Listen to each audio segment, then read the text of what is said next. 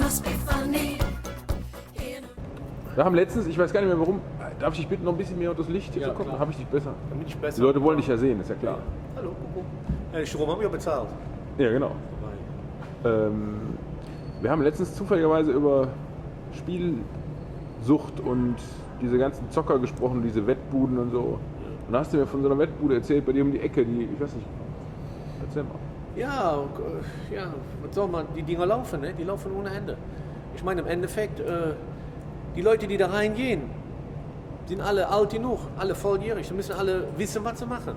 Ich finde, das ist so eine Krankheit, aber wie das so ist, Alkohol ist eine Krankheit, Drogen ist alles eine Krankheit. Im Endeffekt muss es aber jeder selber wissen. Ich finde, da wird so viel Geld umgesetzt, das ist schon krass. Ne? Aber wie gesagt, sind alt genug, müssen wissen, was sie tun, die bezahlen Steuern davon und solange das alles legal, im legalen Bereich ist, kannst du ja nichts machen, kannst du nichts sagen dagegen. Was soll man dazu sagen? Ne? Ist traurig, aber es ist nun mal so.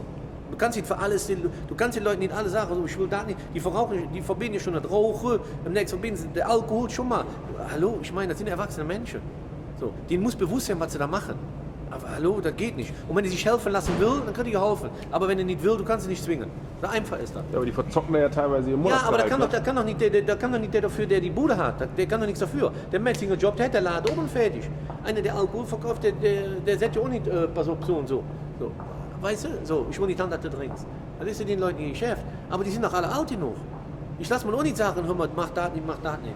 Ich muss wissen, wenn er mich schadet. Wenn ich das nicht weiß, dann bin ich krank. Also muss ich mir professionelle Hilfe holen. Ja, ansonsten mach weiter und irgendwann bist du ganz unten. So einfach ist das. Ja, was willst du da? Das ist gut, der Rat teuer. Solche Menschen lassen sich sowieso nicht helfen. Schon ja nicht von außen, von irgendeinem. Die sagen zwar immer ja, aber die zocken trotzdem wieder. Das ist einfach, das ist eine Krankheit.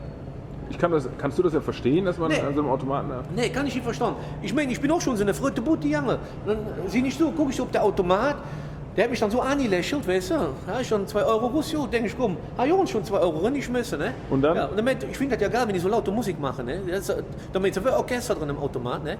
Wahnsinn. Ja, und dann immer jeder bing, bing, bing, bing und die schöne Lampe all, ne? Das verführt ja alles, ne? Ja, und dann läuft das doch so, ja, und dann sehe ich dann, pup, pup, pup. Ja, ich habe auch schon 100, 150 Euro raus, aber ich bin nicht süchtig danach. Verstehst du? Ich habe die Sucht nicht. Was hast du mit dem 100er gemacht?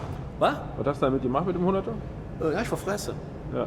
Ja, schön, habe ich schön da, ein bisschen Sprit, was verfresse, habe ich wieder Umlauf gebraten. So. Ja, aber weißt du so, aber ich bin nicht der Mensch, der in der Bude, ich kann daran vorbeigehen, ich muss nicht da reingehen. Man muss sich immer ein Limit setzen.